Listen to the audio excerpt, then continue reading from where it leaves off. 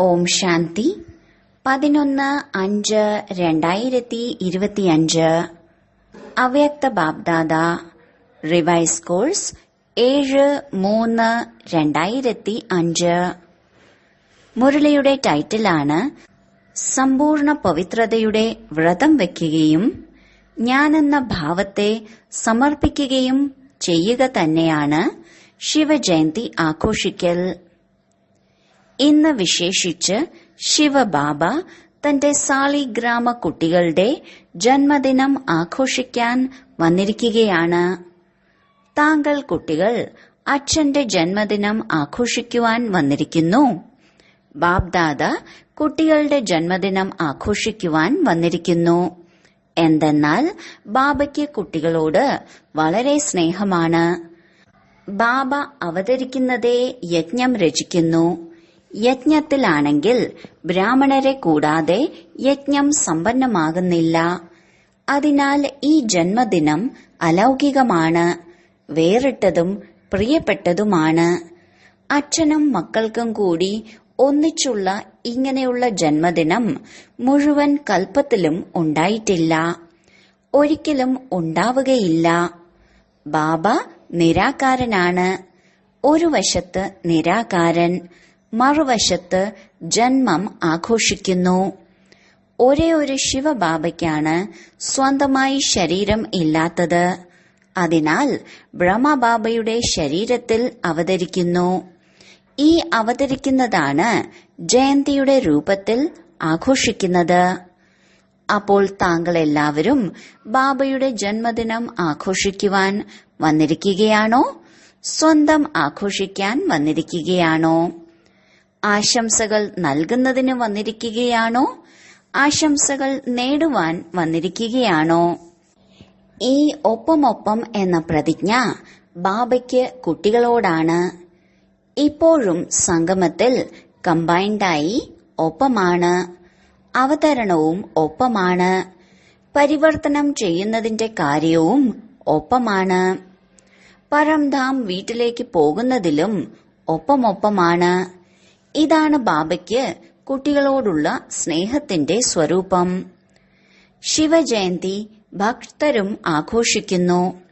എന്നാൽ അവർ കേവലം വിളിക്കുന്നു, ഗീതം പാടുന്നു.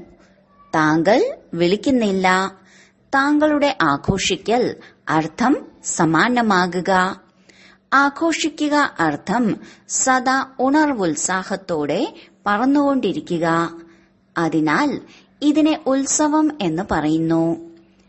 ഉത്സവത്തിന്റെ അർത്ഥം തന്നെയാണ് ഉത്സാഹത്തിൽ ഇരിക്കുക. അപ്പോൾ സദാ ഉത്സവം അർത്ഥം ഉത്സാഹത്തിൽ കഴിയുന്നവരല്ലേ? സദാ ഉണ്ടോ അതോ ഇടയ്ക്കിടെയാണോ? അതുപോലെ നോക്കുകയാണെങ്കിൽ ബ്രാഹ്മണ ജീവിതത്തിന്റെ ശ്വാസം തന്നെയാണ് ഉണർവുത്സാഹം. ശ്വാസം കൂടാതെ ഇരിക്കുവാൻ സാധിക്കുകയില്ല എന്ന പോലെ തന്നെ ഇങ്ങനെ ബ്രാഹ്മണാത്മാക്കൾക്ക് ഉണർവുത്സാഹം കൂടാതെ ബ്രാഹ്മണ ജീവിതത്തിൽ കഴിയുവാൻ സാധിക്കുകയില്ല. ഇങ്ങനെ അനുഭവം ചെയ്യുന്നില്ലേ? നോക്കൂ, വിശേഷിച്ച് ജയന്തി ആഘോഷിക്കുന്നതിനായി എവിടെ നിന്ന് ദൂരെ നിന്ന് ഓടിയെത്തിയിരിക്കുന്നു. ബാബ്ദാദയ്ക്ക് കുട്ടികളുടെ ജന്മദിനത്തിന്റെ അത്രയും സന്തോഷമില്ല തന്റെ ജന്മദിനത്തിന്. അതിനാൽ ബാബ്ദാദ ഓരോ കുട്ടികൾക്കും കോടി മടങ്ങ് സന്തോഷത്തിന്റെ തളികകൾ നിറച്ച് ആശംസകൾ നൽകുകയാണ്. ആശംസകൾ, ആശംസകൾ, ആശംസകൾ. ബാബ്ദാദയ്ക്ക് ഇന്നത്തെ ദിവസം സത്യമായ ഭക്തരെയും വളരെ ഓർമ്മ വരുന്നു. അവർ വ്രതം എടുക്കുന്നു ഒരു ദിവസത്തേക്ക്. താങ്കൾ വ്രതം എടുത്തിരിക്കുന്നു മുഴുവൻ ജീവിതത്തിൽ സമ്പൂർണ്ണ പവിത്രമാകുന്നതിന്. അവർ കഴിക്കുന്നതിന്റെ വ്രതം വയ്ക്കുന്നു. താങ്കളും മനസ്സിന്റെ ഭോജനമായ വ്യർത്ഥ സങ്കല്പം, നെഗറ്റീവ് സങ്കല്പം, അപവിത്ര സങ്കല്പങ്ങളുടെ വ്രതം വെച്ചിരിക്കുന്നു. പക്കാ വ്രതം വെച്ചില്ലേ? ഈ ഡബിൾ വിദേശികൾ മുന്നിൽ ഇരിക്കുന്നു. ഈ കുമാരൻ പറയൂ, കുമാരന്മാർ വ്രതമെടുത്തില്ലേ? പക്ക, കച്ച ആകരുത്. മായ കേട്ടുകൊണ്ടിരിക്കുന്നുണ്ട്. മുഴുവൻ ഇന്ത്യയും ഇളകിക്കൊണ്ടിരിക്കുകയല്ലേ? അപ്പോൾ മായ കാണുകയാണ് ഇന്ത്യ ഇളകിക്കൊണ്ടിരിക്കുകയാണ്. വ്രതം വയ്ക്കുമ്പോൾ പവിത്രമാകുക തന്നെ വേണം. അപ്പോൾ വ്രതം എടുക്കുക അർത്ഥം ശ്രേഷ്ഠ മനോവൃത്തി ഉണ്ടാക്കുക. അപ്പോൾ ഉണ്ടാകുന്നതുപോലെ തന്നെ ദൃഷ്ടിയും കൃതിയും സ്വതവേ തന്നെ ആയിത്തീരുന്നു. അപ്പോൾ ഇങ്ങനെയുള്ള വ്രതം വെച്ചില്ലേ? പവിത്ര ശുഭവൃത്തി, പവിത്ര ശുഭദൃഷ്ടി. പരസ്പരം നോക്കുമ്പോൾ എന്താണ് കാണുന്നത്? മുഖമാണോ കാണുന്നത്, അതോ ഭൃകുടിയുടെ നടുവിൽ തിളങ്ങിക്കൊണ്ടിരിക്കുന്ന ആത്മാവിനെയാണോ കാണുന്നത്? ഒരു കുട്ടി ചോദിച്ചു, സംസാരിക്കുമ്പോൾ, ജോലി ചെയ്യുമ്പോൾ മുഖത്ത് നോക്കി തന്നെ പറയേണ്ടി വരുന്നു. കണ്ണുകൾക്ക് നേരെ ദൃഷ്ടി പോകുന്നു. അപ്പോൾ ഇടയ്ക്കിടെ മുഖം കണ്ടുകൊണ്ട് കുറേശ്ശെ മനോവൃത്തി മാറിപ്പോകുന്നു. ബാബ്ദാദ പറയുന്നു, കണ്ണുകൾക്കൊപ്പം ഒപ്പം ഭ്രുകുട്ടിയും ഉണ്ട്. അപ്പോൾ ഭ്രുകുട്ടിക്ക് നടുവിൽ ആത്മാവിനെ കണ്ട് സംസാരിക്കാൻ കഴിയില്ലേ? ബാബ്ദാദ ഇപ്പോൾ മുന്നിലിരിക്കുന്ന കുട്ടികളുടെ കണ്ണുകളിലേക്കാണോ നോക്കിക്കൊണ്ടിരിക്കുന്നത്, അതോ ഭ്രുകുട്ടിയിലാണോ നോക്കിക്കൊണ്ടിരിക്കുന്നത്? അറിയാൻ കഴിയുന്നുണ്ടോ? ഒപ്പമൊപ്പം തന്നെയാണല്ലോ. അപ്പോൾ മുഖത്ത് നോക്കിയാലും മുഖത്ത് തിളങ്ങുന്ന നക്ഷത്രത്തെ നോക്കൂ. ഈ വ്രതം എടുത്തിട്ടുണ്ട്. പക്ഷെ ഇനിയും ശ്രദ്ധ നൽകൂ. ആത്മാവിനെ കണ്ട് സംസാരിക്കണം. ആത്മാവിനോട് ആത്മാവ് സംസാരിച്ചുകൊണ്ടിരിക്കുകയാണ്. ആത്മാവ് കണ്ടുകൊണ്ടിരിക്കുകയാണ്. അപ്പോൾ മനോവൃത്തി സദാ തന്നെ ശുഭമായിരിക്കും. ഒപ്പമൊപ്പം രണ്ടാമത്തെ പ്രതിജ്ഞയാണ്, എങ്ങനെയാണോ മനോവൃത്തി അങ്ങനെയുള്ള അന്തരീക്ഷം ഉണ്ടാകുന്നു. അന്തരീക്ഷം ശ്രേഷ്ഠമാക്കുന്നതിലൂടെ സ്വയത്തിന്റെ പുരുഷാർത്ഥത്തിനൊപ്പം സേവനവുമാകുന്നു. അപ്പോൾ ഡബിൾ പ്രതിജ്ഞയല്ലേ? ഇങ്ങനെ തന്റെ ശ്രേഷ്ഠ വൃത്തി ഉണ്ടാക്കൂ. എങ്ങനെയുള്ള വികാരി പതീതരും താങ്കളുടെ മനോവൃത്തിയുടെ അന്തരീക്ഷത്തിലൂടെ പരിവർത്തനപ്പെടട്ടെ. ഇങ്ങനെയുള്ള വ്രതം സദാ സ്മൃതിയിൽ ഉണ്ടാകട്ടെ, സ്വരൂപത്തിൽ ഉണ്ടാകട്ടെ. ഇന്നത്തെ കാലത്ത് ബാബ്ദാദ കുട്ടികളുടെ ചാർട്ട് കണ്ടു. തന്റെ മനോവൃത്തിയിലൂടെ അന്തരീക്ഷം ഉണ്ടാക്കുന്നതിന് പകരം ചിലയിടങ്ങളിൽ ഇടയ്ക്കിടെ മറ്റുള്ളവരുടെ അന്തരീക്ഷത്തിന്റെ പ്രഭാവം വന്നു വീഴുന്നു. കാരണമെന്താണ്? കുട്ടികൾ ആത്മീയ സംഭാഷണത്തിൽ വളരെ മധുരമധുരമായി കാര്യങ്ങൾ പറയുന്നു. ഇവരുടെ വിശേഷത നല്ലതായി തോന്നുന്നു. ഇവരുടെ സഹയോഗം വളരെ നന്നായി ലഭിക്കുന്നു.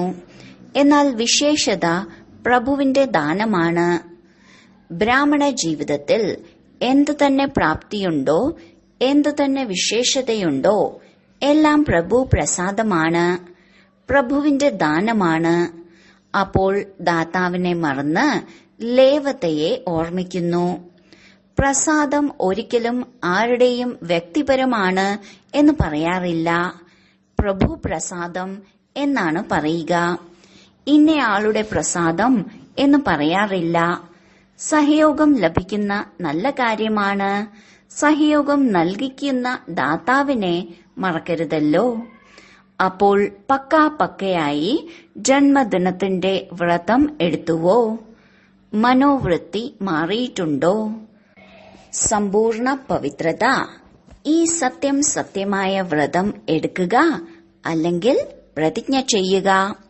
പരിശോധിക്കൂ. വലിയ വികാരത്തിന്റെ വ്രതം എടുത്തിട്ടുണ്ട്. എന്നാൽ ചെറിയ അതിന്റെ കുട്ടിമക്കളിൽ നിന്നും മുക്തമായോ?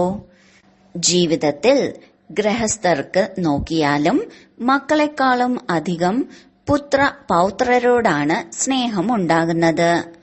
അമ്മമാർക്ക് സ്നേഹമുണ്ടാകുമല്ലോ.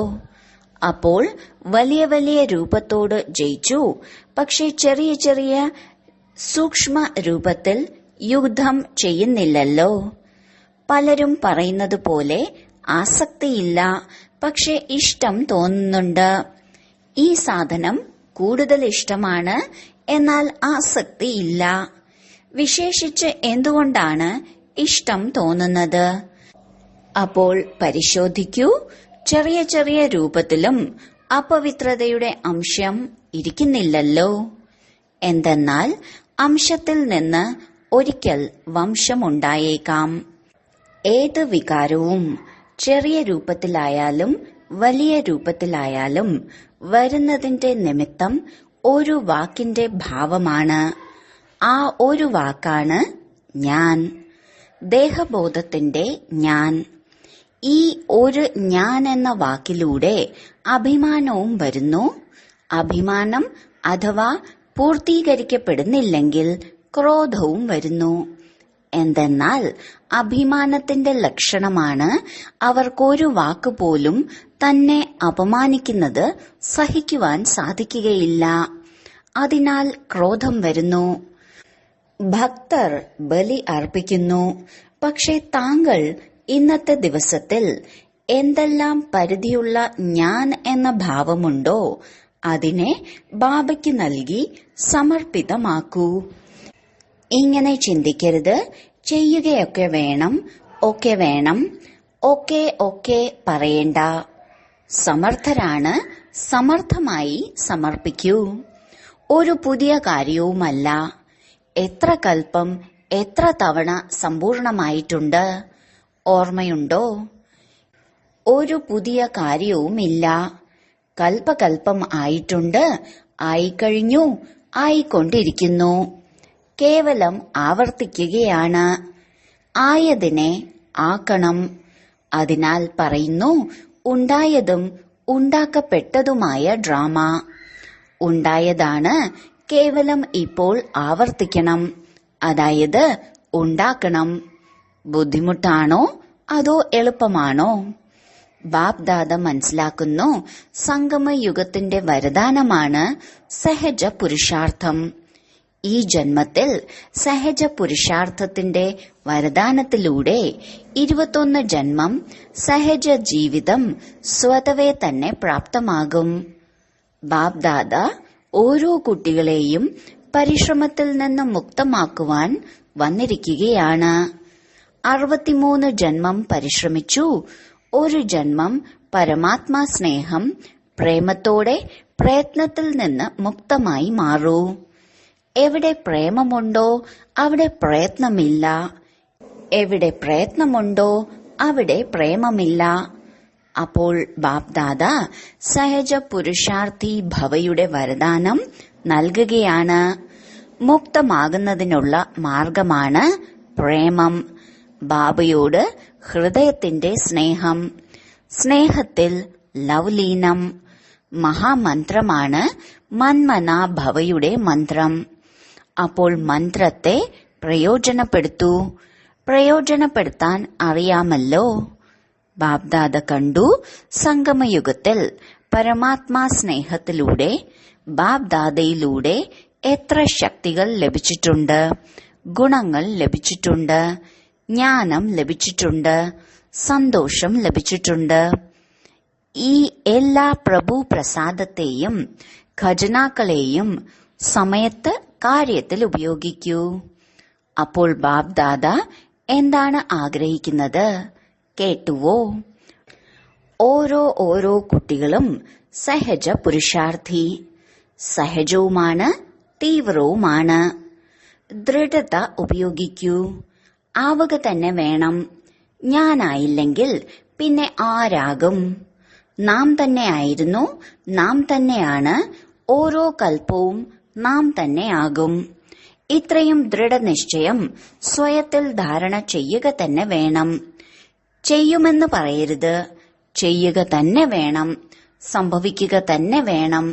സംഭവിച്ചിട്ടുള്ളതാണ്. ബാപ്ദാദ ദേശവിദേശത്തെ കുട്ടികളെ കണ്ട് സന്തോഷിക്കുകയാണ്.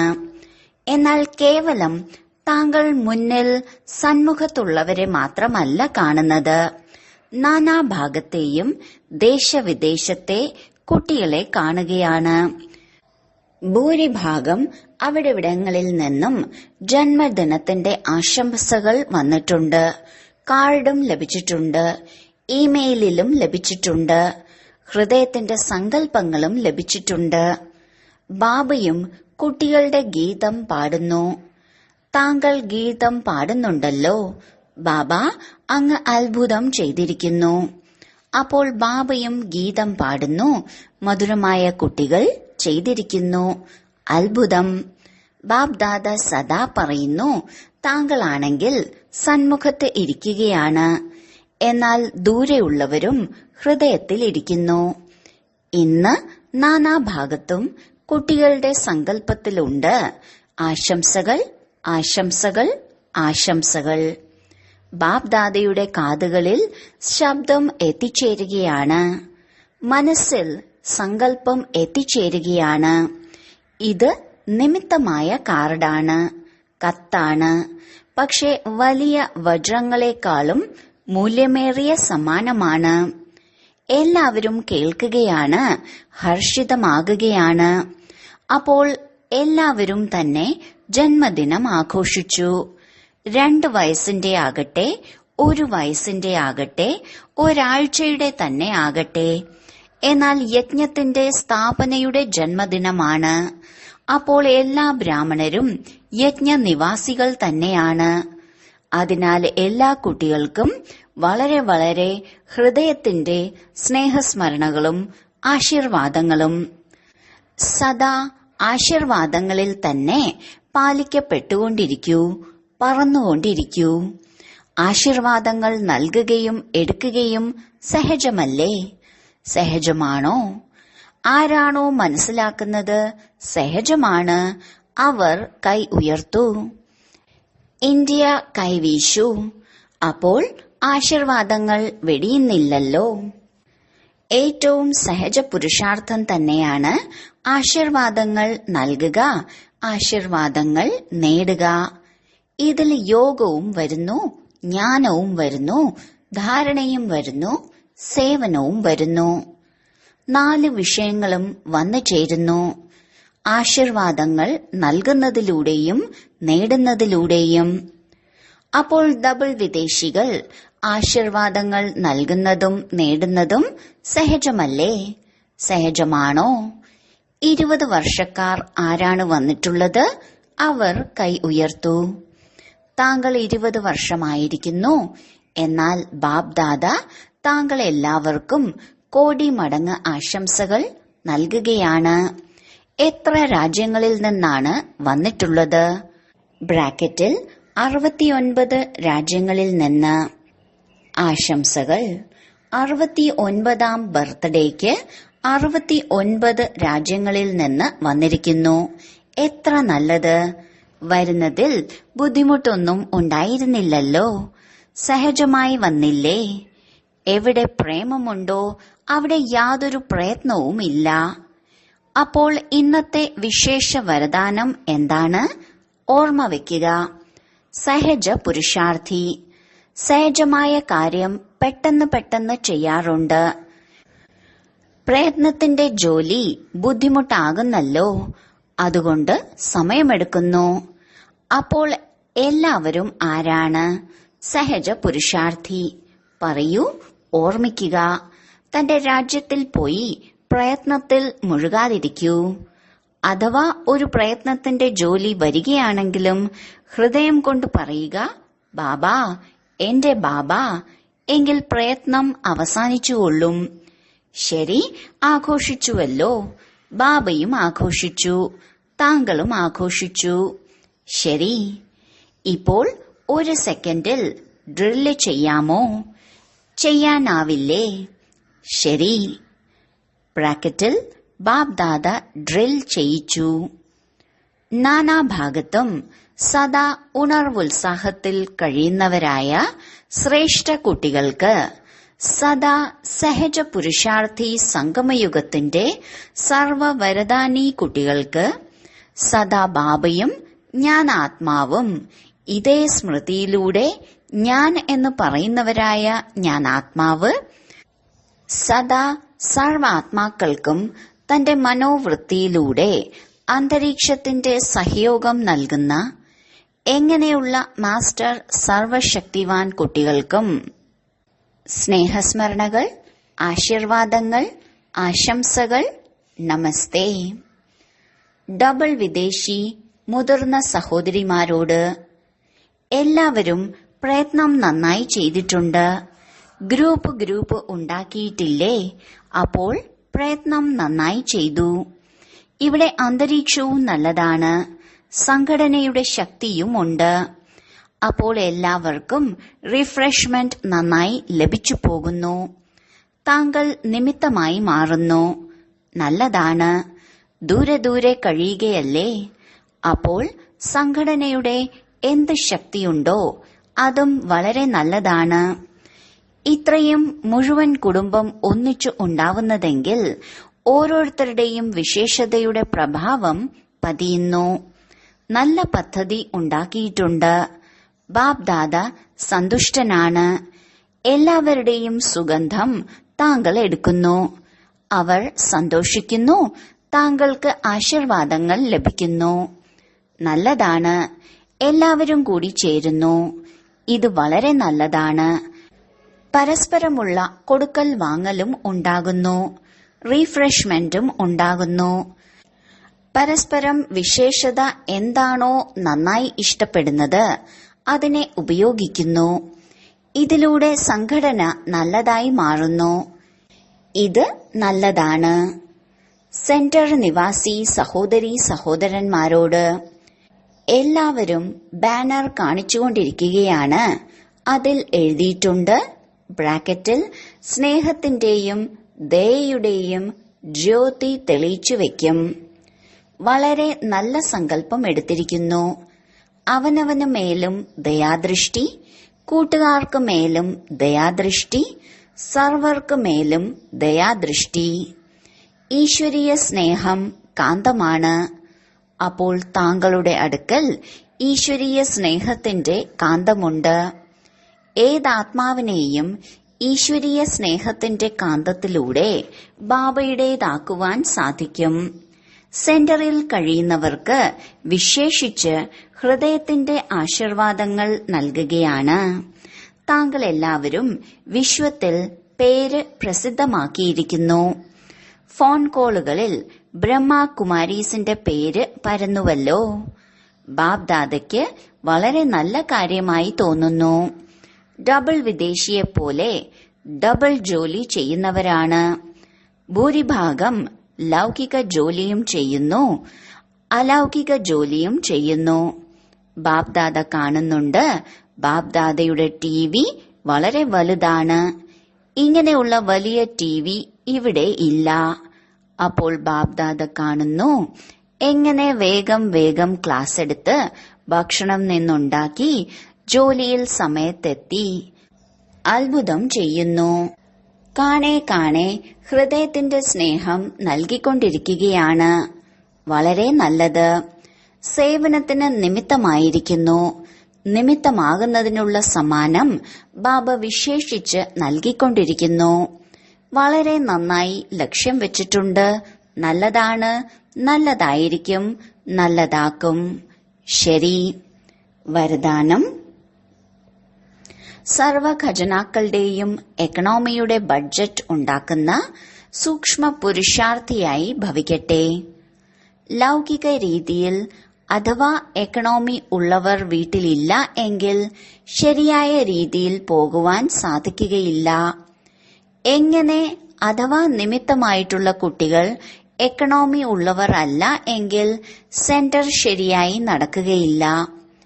അത് പരിധിയുള്ള പ്രവൃത്തിയാണ്. ഇതാണെങ്കിൽ പരിധിയില്ലാത്ത പ്രവൃത്തി. അപ്പോൾ പരിശോധിക്കണം, സങ്കല്പം, വാക്ക്, ശക്തികളിൽ എന്തെന്ത് അധിക ചെലവ് ചെയ്തു. സർവ ഖജനാക്കളുടെയും എക്കണോമിയുടെ ബഡ്ജറ്റ് ഉണ്ടാക്കി അതനുസരിച്ച് പോകുന്നവർ, അവരെ തന്നെയാണ് സൂക്ഷ്മ പുരുഷാർത്ഥി എന്ന് പറയുന്നത്. അവരുടെ സങ്കല്പം, വാക്ക്, കർമ്മം, ജ്ഞാനത്തിന്റെ ശക്തികൾ ഒന്നും തന്നെ വ്യർത്ഥമായി പോകുകയില്ല.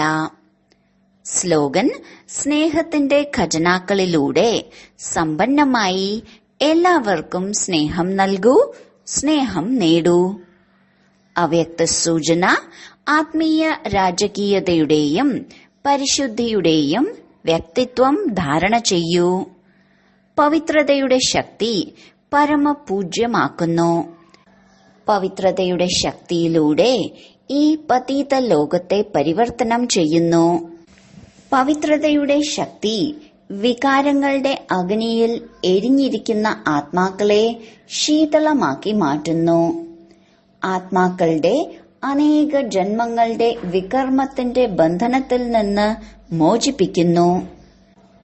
പവിത്രതയുടെ ആധാരത്തിലാണ് ദ്വാപരം മുതലായാലും ഈ സൃഷ്ടി അല്പമെങ്കിലും മുന്നോട്ടു പോയത്. ഇതിന്റെ മഹത്വത്തെ അറിഞ്ഞ് പവിത്രതയുടെ ലൈറ്റിന്റെ ക്രൗൺ ധാരണ ചെയ്യൂ. ഓം ശാന്തി.